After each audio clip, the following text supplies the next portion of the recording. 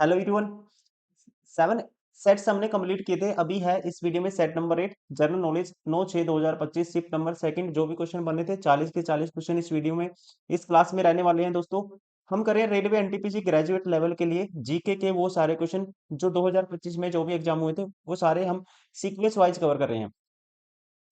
7 set इससे पहले complete किए थे, तो अभी स्टार्ट करते हैं इस वीडियो में सेट नंबर 8। यहाँ से आपको आइडिया होगा कि कौन सा आपके सिलेबस का पार्ट है जहाँ पे आपको ज्यादा फोकस करना चाहिए, कहाँ पे कौन से मतलब वो टॉपिक्स हैं जीके के जहाँ पे आपको ज्यादा प्रैक्टिस करने की जरूरत है, चाहे वो करंट अफेयर्स हो या आपके जीके का कोई भी सब्जेक्ट हो, कोई भी टॉपिक हो।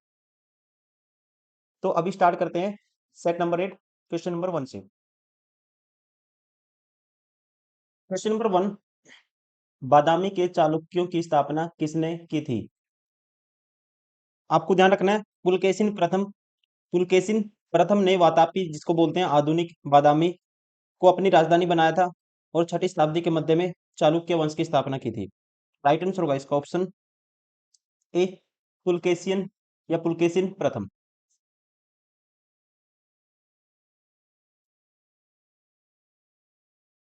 क्वेश्चन नंबर 2, 2025 विश्व मुक्केबाजी कप में अविनाश जामवाल की उपलब्धि क्या थी?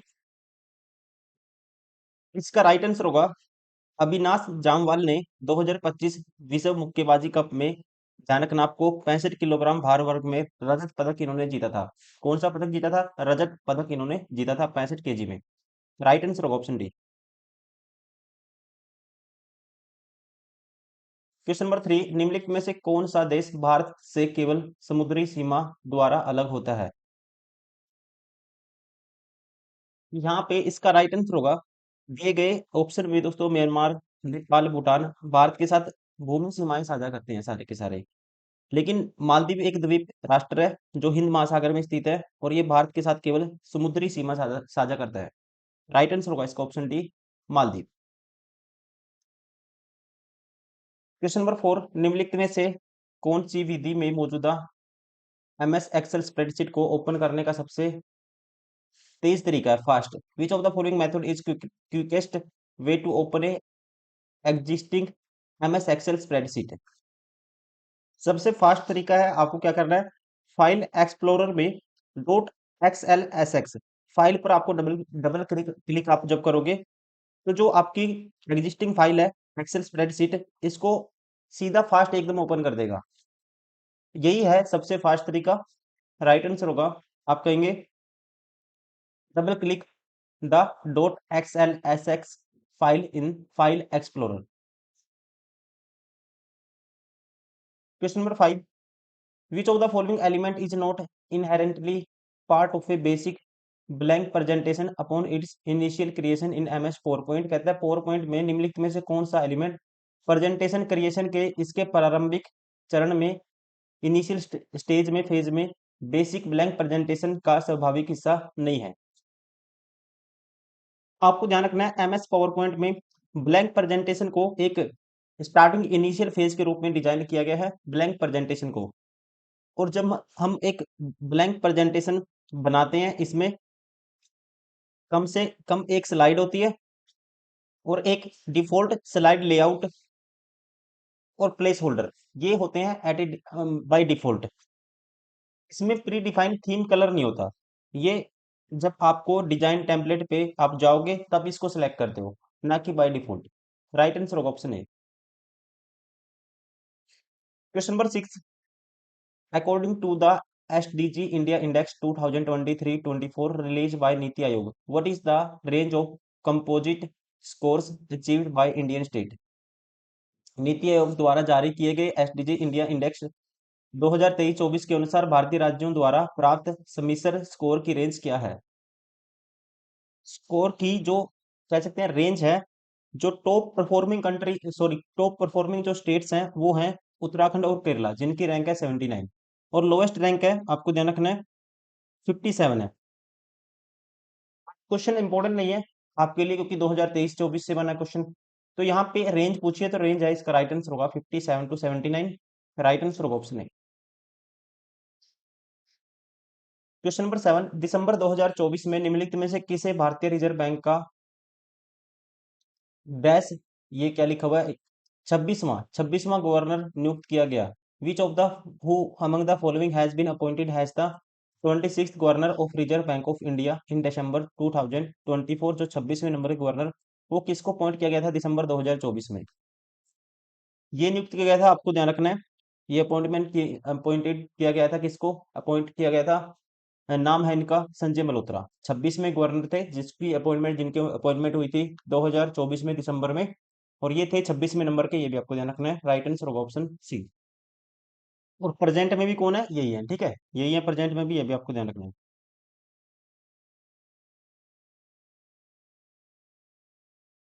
क्वेश्चन नंबर 8, राष्ट्रीय विकास परिषद एनडीसी ने किस वर्ष सहकारी समितियों पर राष्ट्रीय नीति की सिफारिश की थी?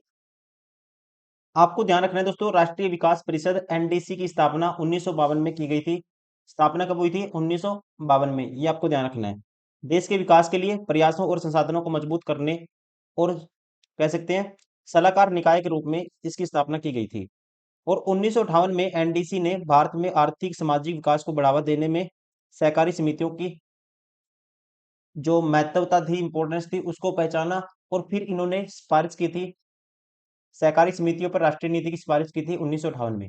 राइट आंसर होगा ऑप्शन सी। क्वेश्चन नंबर 9, वर्ष 2023-24 के लिए ग्रामीण विकास विभाग के लिए data governance quality index DGQI में निम्नलिखित में से किस कार्यक्रम को सर्वोच्च स्कोर प्राप्त हुआ? इस प्रोग्राम का नाम है राष्ट्रीय सामाजिक सहायता कार्यक्रम, national social assistance programme.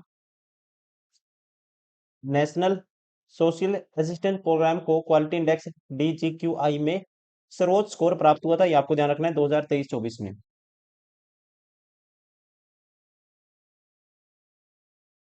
Question number 10, 2025 SEA game किस देश में आयोजित किए जाएंगे? इसका राइट आंसर होगा, आपको ध्यान रखना है, 2025 के SCA खेलों की मेजबानी थाईलैंड द्वारा की जाएगी। 9 से 20 दिसंबर 2025 का में आयोजन होगा इसका थाईलैंड में। ये आपको ध्यान रखना है। और 7वीं बार आयोजन होगा इसका थाईलैंड में। ऐसा 7वीं बार होगा कि इसका आयोजन कहाँ पे होगा? थाईलैंड में। राइट आंसर होगा ऑप्शन सी। क्वेश्चन नंबर 11, 2025 में IIT मद्रास में श्री S रामकृष्णन उत्कृष्टता केंद्र का उद्घाटन किसने किया? इसका उद्घाटन किया था दोस्तों, ध्यान रखेंगे आप, मार्च 2025 में इसरो के अध्यक्ष चेयरमैन, जिनका नाम है doctor V Narayanan. Doctor V Narayanan द्वारा इसका उद्घाटन किया गया था। इसरो के क्या है? अध्यक्ष है। राइट आंसर होगा, कह सकते हैं, इसरो के अध्यक्ष डॉक्टर वी नारायणन। नारायणन।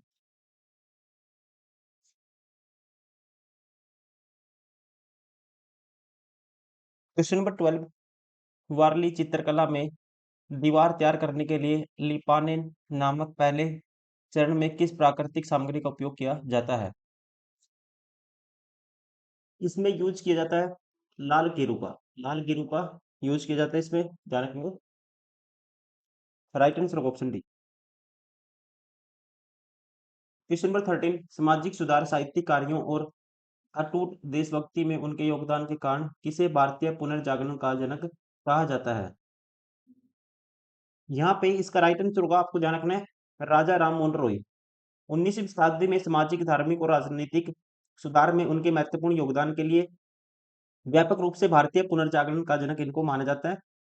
उन्होंने, ध्यान रखेंगे, ब्रह्मा समाज नामक सामाजिक धार्मिक आंदोलन, इसके साथ साथ सती प्रथा, उन्होंने, देखो, ये आंदोलन शुरू किया था ब्रह्मा समाज आंदोलन। ये क्वेश्चन पूछेगा किसने शुरू किया था? ब्रह्मा समाज नामक सामाजिक धार्मिक सुधार आंदोलन के ये प्रमुख व्यक्ति थे।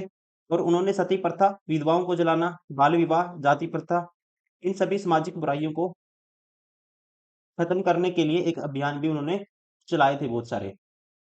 राइट आंसर होगा, ये कहा जाता है राजा राममोहन रॉय को। क्वेश्चन नंबर 14, भारत छोड़ो आंदोलन के बाद पहली समानांतर सरकार किस शहर में स्थापित की गई थी? आपको ध्यान रखना है, भारत छोड़ो आंदोलन के दौरान पहली समानांतर सरकार चीतू पांडे के नेतृत्व में उत्तर प्रदेश के बलिया में शुरू की गई थी। राइट आंसर होगा इसका ऑप्शन डी।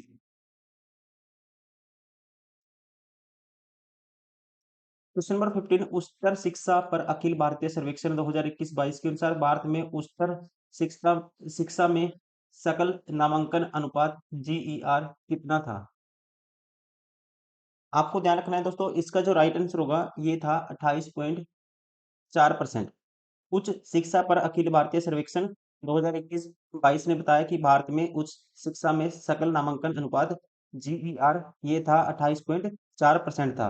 और ये अनुपात बताता है कि सर्वेक्षण अवधि के दौरान पात्र जनसंख्या 18 से 23 वर्ष की जो आयु के युवा हैं, वो उनमें से कैसे 28.4% उच्च शिक्षा संस्थानों में उनका नामांकन है, वो पढ़ रहे हैं। राइट आंसर होगा ऑप्शन बी। ये आपको परसेंटेज याद रखना है, सिर्फ 28.4%।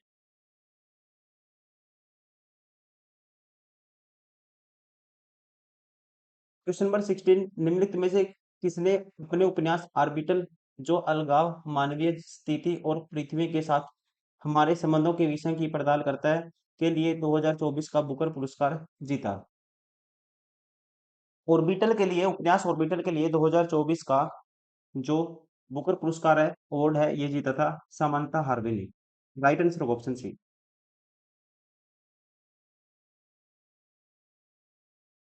क्वेश्चन नंबर 17, भारत का महान पठार ग्रेट प्लेटू किस प्राचीन भूभाग का हिस्सा है? को हिस्सा माना जाता है महान पठार को, ग्रेट प्लेटू को, गोंडवाना लैंड का। आपको ध्यान रखना है, राइट आंसर होगा ऑप्शन डी।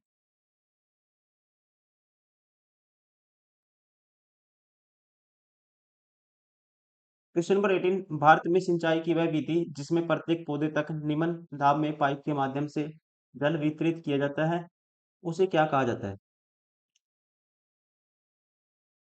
का राइट आंसर होगा, इसे कहा जाता है लोकल इरिगेशन, स्थानीय सिंचाई।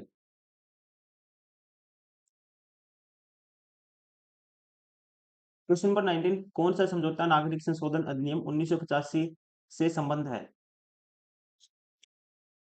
आप ध्यान रखेंगे, नागरिक संशोधन अधिनियम 1985 असम समझौते में की गई प्रतिबद्धताओं को प्रभावी बनाने के लिए लागू किया गया था। इस समझौते पर 15 अगस्त 1985 को भारत सरकार, असम सरकार और अखिल असम छात्र संघ और अखिल असम गण संग्राम परिषद के बीच हस्ताक्षर किए गए थे। और ध्यान रखेंगे, इस अधिनियम में उन व्यक्तियों के लिए नागरिकता संबंधी प्रावधान शामिल थे जो 25 मार्च 1971 के बाद असम में प्रवेश कर गए थे। ये है 1985 में कौन सा? असम समझौता, ऑप्शन डी। क्वेश्चन नंबर 20, 2025 के दिल्ली विधानसभा चुनाव में भारतीय जनता पार्टी बीजेपी को कितने वर्षों बाद बहुमत मिला और उसे कितनी सीटें मिली? यहाँ पे इसका राइट आंसर होगा, इनको मिला है 27 वर्ष बाद। और कितनी सीटें मिली है? 48 सीटें। और ध्यान रखना है, अब की बार जो मुख्यमंत्री कौन बनी है? रेखा गुप्ता बनी है बीजेपी में। कौन है? रेखा गुप्ता। पूछेगा ये कौन से एरिया का नेतृत्व करती है? शालीमार बाग, आपको ये भी ध्यान रखना है, शालीमार बाग। यहाँ से ये क्या है, इस एरिया का नेतृत्व करती है, मतलब यहाँ से ये निर्वाचित है, कह सकते हैं। क्वेश्चन नंबर 21, निम्नलिखित में से कौन सा मेघालय पठार का उप विभाजन नहीं है? Which of the following is not a sub division of the Meghalaya प्लेटू? इसका जो हिस्सा नहीं है, आपको बताना है सब डिवीजन कौन सा नहीं है। तो ध्यान रखेंगे, मेघालय पठार प्रायद्वीपीय पठार का उत्तर पूर्वी विस्तार है और पारंपरिक रूप से 3 उप विभागों में इसको विभाजित किया गया है, 3 सब डिवीजन में इसको डिवाइड किया गया है, जिनमें से गारो की पहाड़ियां आएगा और उसके अलावा जयंतीय पहाड़ियां, खासी पहाड़ियां, ये तीनों उप डिवीजन है या कहते हैं उप विभाजन है। ये तीनों क्या है? सब डिवीजन है कह सकते हैं इंग्लिश में, और हिंदी में बोलेंगे उप विभाजन है। लेकिन कौन सा नहीं है? मीकर पहाड़ियां। राइट आंसर होगा इसका ऑप्शन बी। और ये जो गारो है, जयंतिया है, खासी, इनका जो इनकी जनजातीय समूह है उसके नाम पर इनका नाम रखा गया है, पहाड़ियों का, हिल्स का। राइट आंसर होगा ऑप्शन बी। कौन सा नहीं है इसमें से? कौन सा एक सब डिवीजन इनमें से नहीं है? कौन सा उप विभाजन नहीं है? आपको ध्यान रखना है, मिकिर पहाड़ियां, मिकिर हिल्स। क्वेश्चन नंबर 22, किस घटना ने ब्रिटिश विलय नीति के अंतिम पतन को चिन्हित किया? यहाँ पे इसका राइट आंसर होगा, आपको ध्यान रखना है, 1857 के विद्रोह ने भारत में ब्रिटिश नीति में एक महत्वपूर्ण परिवर्तन किया था। विद्रोह के बाद ब्रिटिश ईस्ट इंडिया कंपनी का शासन समाप्त हो गया और ब्रिटिश सरकार ने 1858 के भारत सरकार अधिनियम के माध्यम से भारत का प्रत्यक्ष नियंत्रण कंट्रोल अपने हाथ में ले लिया था। और ध्यान रखेंगे इस बदलाव ने क्षेत्रीय विलय की आक्रामक नीति को समाप्त कर दिया था और जो विद्रोह का एक प्रमुख कारण था माना जाता था, विशेष रूप से जैसे कि हड़प की नीति। राइट आंसर होगा इसका, कह सकते हैं ये था 1857 का विद्रोह, ऑप्शन ए।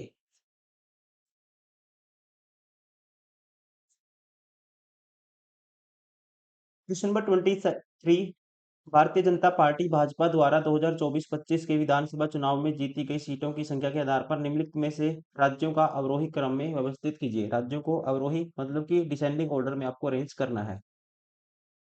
सबसे ज्यादा सीटें, पहले आएगा महाराष्ट्र, फिर आएगा दिल्ली, फिर आएगा जम्मू कश्मीर और फिर आएगा झारखंड।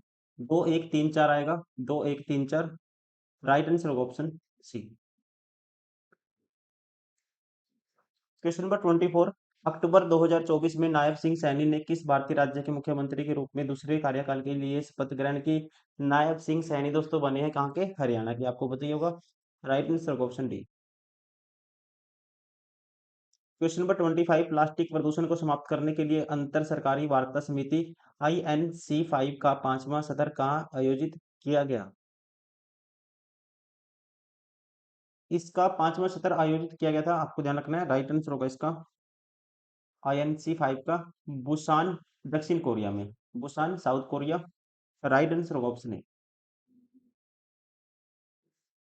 क्वेश्चन नंबर 26, सर्वोच्च न्यायालय ने डैश के संदर्भ में स्वयं को सतर्क प्रहरी, सेंटिनल ऑन द क्यू वाइव के रूप में वर्णित किया?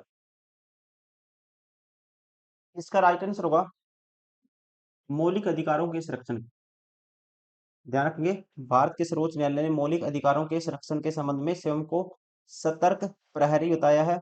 और इस वाक्यांश का जो अर्थ है, सतर्क नागरिकों के लिए मौलिक अधिकारों के सतर्क रक्षक और गारंटर के रूप में न्यायालय की भूमिका को ये दर्शाता है, रिप्रेजेंट करता है। क्या कहा है? सतर्क प्रहरी किसके उपलक्ष्य में? मौलिक अधिकारों के संरक्षण के उपलक्ष्य में, सर्वोच्च न्यायालय ने।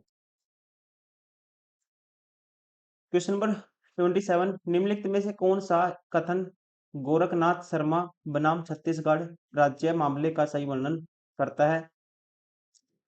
जिस जैसा कि छत्तीसगढ़ उच्च न्यायालय ने फरवरी 2025 में फैसला सुनाया था, इस मामले में पति द्वारा अपनी पत्नी पर बिना सहमति के क्रूर यौन उत्पीड़न करने का आरोप था, जिसके कारण उसकी मृत्यु हो गई थी। छत्तीसगढ़ उच्च न्यायालय ने बलात्कार के मामले में पति को, आपको दोनों स्टेटमेंट बतानी है। देखो, अब पहला क्या है, यहाँ से स्टार्ट है।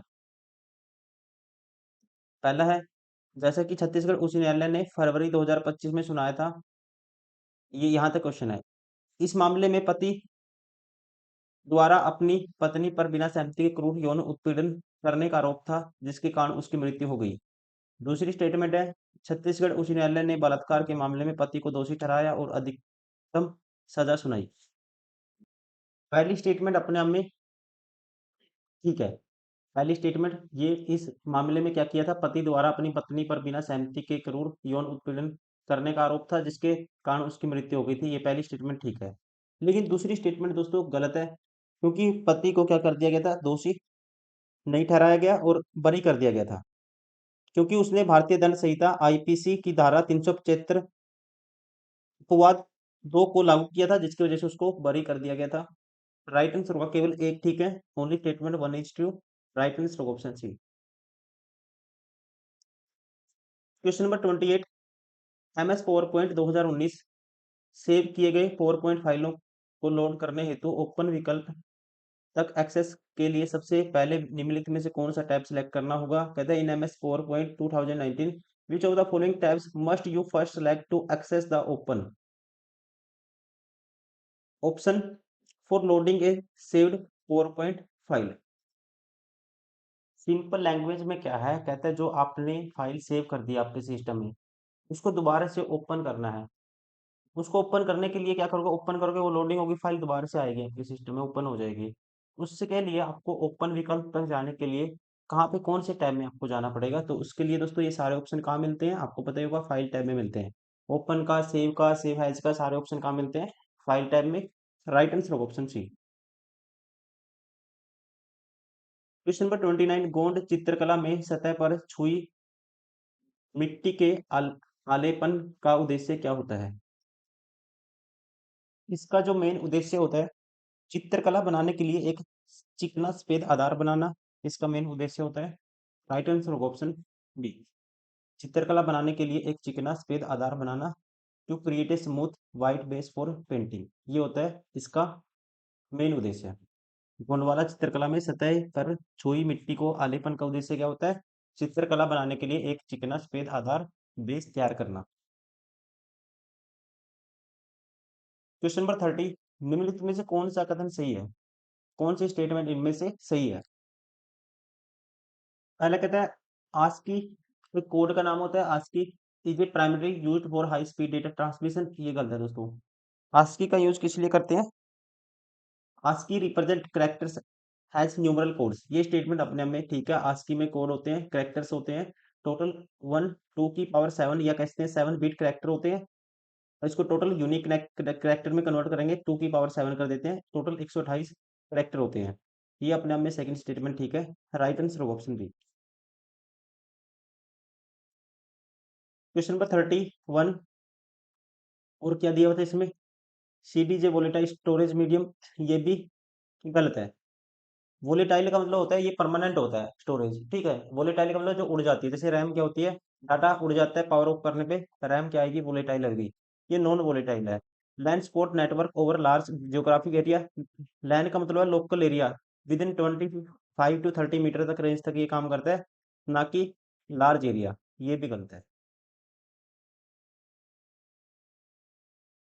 क्वेश्चन नंबर 31, देश में गरीबी रेखा से नीचे रहने वाली आबादी के प्रतिशत को निम्न में से किसके द्वारा मापा जाता है? इसके लिए यूज करते हैं हम, राइट आंसर होगा इसका गरीबी हेड काउंट अनुपात का। ध्यान रखेंगे, गरीबी अनुपात गरीबी का एक माप है जो उन लोगों की संख्या की गणना करता है जिनकी आय गरीबी रेखा से नीचे है, और ये जनसंख्या के उस प्रतिशत को रिप्रेजेंट करता है जो गरीब है। यह अनुपात गरीबी के स्तर को मापने के लिए सबसे सरल और आमतौर पर इस्तेमाल की जाने वाली विधियों में से एक है। आमतौर पर इस विधि का यूज किया जाता है, गरीबी हेड काउंट अनुपात का यूज किया जाता है। और जो पॉलिसीज बनाई जाती हैं गरीबी को खत्म करने के लिए, उसमें भी कह सकते हैं ये काफी काम करता है, गरीबी हेड काउंट अनुपात, poverty head count ratio. Question number 32, in the context of A file system, what is the primary purpose of A file system? Meta data, Meta data. अभी आपको ध्यान रखना है, सबसे पहले फाइल सिस्टम क्या है? फाइल सिस्टम का मतलब है यहाँ पे ये एक प्रोसेस होती है, डेटा स्ट्रक्चर, और कह सकते हैं जिसका यूज किया जाता है इसका फाइल सिस्टम का। ऑपरेटिंग सिस्टम में जो डेटा स्टोर होता है उसको इकट्ठा करने के लिए, डेटा को स्टोर करने के लिए एक जगह पे, या उसको दोबारा से रिट्रीव मतलब कि पुनः प्राप्त करने के लिए, ये सारे काम किया जाता है फाइल सिस्टम के अंदर। सीधा कह सकते हैं नॉर्मल लैंग्वेज में डेटा को कंट्रोल करने के लिए यूज किया जाता है फाइल सिस्टम का। इसमें मेटा डेटा का क्या काम है? मेन प्राइमरी पर्पज पूछा है, प्राथमिक उद्देश्य है मेटा डेटा। मेटा डेटा का क्या प्राइमरी उद्देश्य है? तो आपको ध्यान रखना है, इसका उद्देश्य है कह सकते हैं फाइलों और डायरेक्टरी के बारे में जानकारी रिकॉर्ड करना, जैसे कि उनके नाम, साइज, टाइम स्टैम्प और अनुमतियां, to record information about the file and directories such as their names, size, time stamps and permissions. Right answer होगा इसका ऑप्शन बी, ये काम है मेटा डेटा का।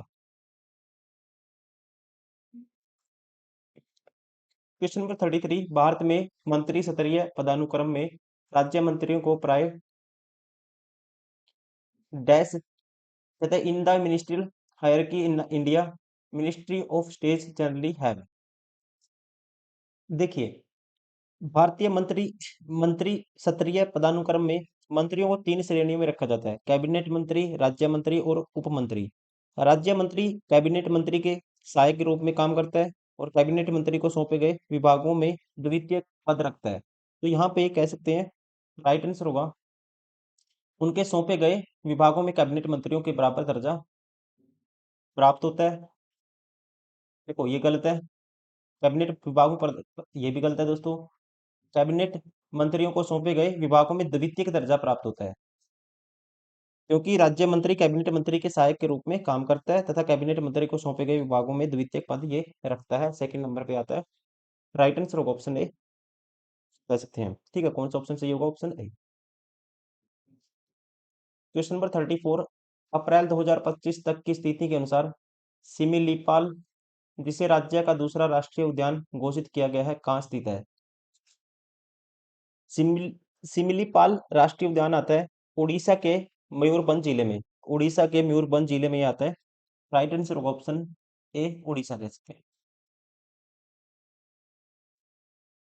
क्वेश्चन नंबर 35, पश्चिमी अक्षत्रप वंश का कौन सा शासक मुख्य रूप से काठियावाड़ में सुदर्शन झील के जीर्णोद्वार के लिए प्रसिद्ध है? इसका राइट आंसर होगा, मोस्ट फेमस क्वेश्चन है, कहीं ना कहीं पूछा जाता है, रुद्रदामन प्रथम।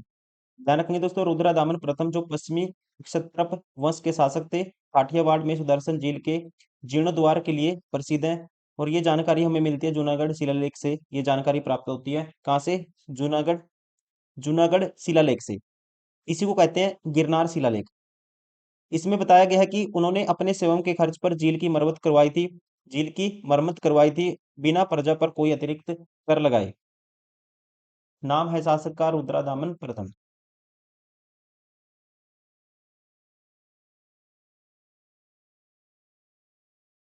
क्वेश्चन नंबर 36, थोड़ा सा क्वेश्चन इसमें बुक के पीछे, कवर पेज के पीछे हाइड हो गया है, कोई बात नहीं, फिर भी हिंदी में पढ़ते हैं। आंसर भी दिख रहे हैं हमें, ठीक है। ऑप्शन नहीं है, ए बी सी डी नहीं दिख रहा आपको, सिर्फ ए बी सी नहीं दिख पा रहा होगा। आप मैनेज करेंगे दोस्तों, उम्मीद करता हूँ। निम्नलिखित में से कौन सा थार रेगिस्तान पारिस्थितिकी तंत्र के अक्षरण में अधिक योगदान नहीं देता है? Which of the following does not contribute much to the degradation of the Thar desert ecosystem? अब आपको बताना क्या है, अक्षरण का मतलब होता है, अक्षरण का मतलब होता है किसी की, मतलब कि गिरावट, गिरावट में योगदान नहीं देता, ये आपको बताना है।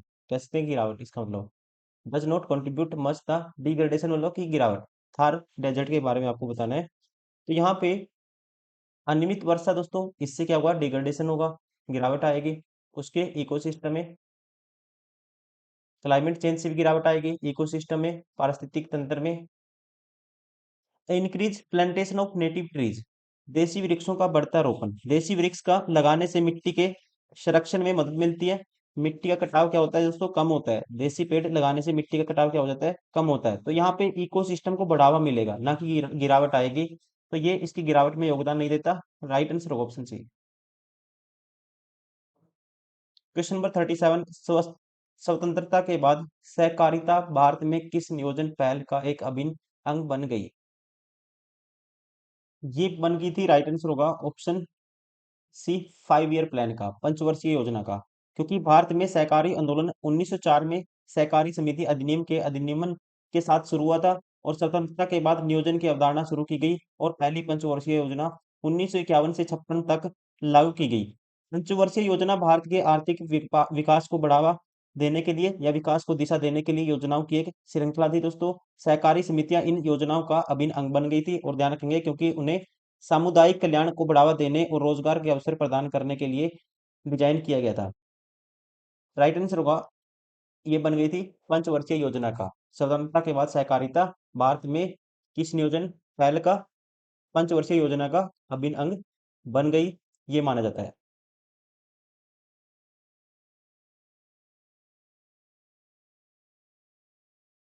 क्वेश्चन नंबर 38, तने पर स्थित तव चारों ट्राइकोम के संबंध में निम्नलिखित में से कौन सा कथन सत्य है? ध्यान रखेंगे, ट्राइकोम, ट्राइकोम पौधे की बाहरी त्वचा, जिसे बोलते हैं इंग्लिश में एपिडर्मिस, पर पाए जाने वाले बाल जैसी स्ट्रक्चरल यूनिट होती है, ये बाल जैसी संरचनाएं होती हैं इनकी, किसकी? ट्राइकोम की। और ध्यान रखेंगे ये एक कोशिकीय और बहुकोशिकीय दोनों हो सकते हैं। स्रावी और अस्रावी भी दोनों हो सकते हैं। राइट आंसर होगा ऑप्शन सी, कह सकते हैं वे बहुकोशिकीय होते हैं और स्रावी हो सकते हैं। ट्राइकोमा क्या है दोस्तों? जो पेड़ों पे ट्राइकोम क्या है, पौधों की जो बाहरी त्वचा होती है उस पे एपिडर्मिस कहते हैं एपिडर्मिस पर पाई जाने वाली वो जो छोटी संरचना होती है उसी को बोला जाता है बाल जैसी संरचना होती है, जैसे हमारे बाल होते हैं, वही होता है ट्राइकोमा। और ये बहुकोशिकीय, एककोशिकीय, स्रावी और अस्रावी दोनों तरह से बिहेव कर सकते हैं। क्वेश्चन नंबर 39, मेंडलीव ने समान गुणों वाले तत्वों को आवर्त सारणी में कहाँ विन्यासित किया था? Where did the Mendeleev arrange the element in the periodic table with similar properties? जिनकी सिमिलर प्रॉपर्टीज है, केमिकल और फिजिकल प्रॉपर्टी सेम है, उनको उन्होंने कैसे अरेंज किया था ये आपको बताना है। सबसे पहले आपको ध्यान रखना है, मेंडलीव ने एलिमेंट्स को अरेंज किया था उनके बढ़ते हुए एटॉमिक मासेस के ऑर्डर में। Mendeleev arranged the elements in his periodic table based on their atomic masses। और जिनकी प्रॉपर्टी सेम थी, केमिकल प्रॉपर्टी सेम थी, उनको सेम कॉलम में उसने रखा था, सेम वर्टिकल कॉलम में उसने प्लेस्ड कर दिया था। राइट आंसर होगा ऑप्शन ए, वर्टिकल कॉलम, ऊर्ध्वाधर स्तंभ। कहाँ विन्यासित किया था? ऊर्ध्वाधर स्तंभ में, वर्टिकल कॉलम में। Question number 40, which of the following is a common component in toothpaste for cleaning the teeth by neutralizing the excess acid to prevent tooth decay? आसान है, देखो, जो मुंह में क्या होता है, जो बैक्टीरिया क्या छोड़ देता है, एसिड छोड़ देता है मुंह में। उसको एसिड को कम करने के लिए, उसको न्यूट्रलाइज करने के लिए, किसका एसिड को जब भी न्यूट्रलाइज करना हो हमेशा बेस की जरूरत होती है। तो बेस यहाँ पे आएगा, राइट आंसर होगा ऑप्शन सी, कह सकते हैं बेस। टूथपेस्ट में, या टूथपेस्ट क्या है दोस्तों, स्लाइटली बेसिक इन नेचर होता है, टिपिकली स्लाइटली बेसिक अल्कलाइन होता है ये। और ये इस वजह से होता है क्योंकि इसका यूज किया जाता है जो एसिड है उसको न्यूट्रलाइज करने के लिए। मुंह में जो एसिड है उसको न्यूट्रलाइज करने के लिए, जो बैक्टीरिया एसिड छोड़ देता है मुंह में, उसको न्यूट्रलाइज करने के लिए इसको स्लाइटली क्या बनाया जाता है, बेसिक बनाया जाता है, बेसिक नेचर इसका रखा जाता है। यही इसमें क्वेश्चन में पूछा गया है। राइट आंसर होगा ऑप्शन सी।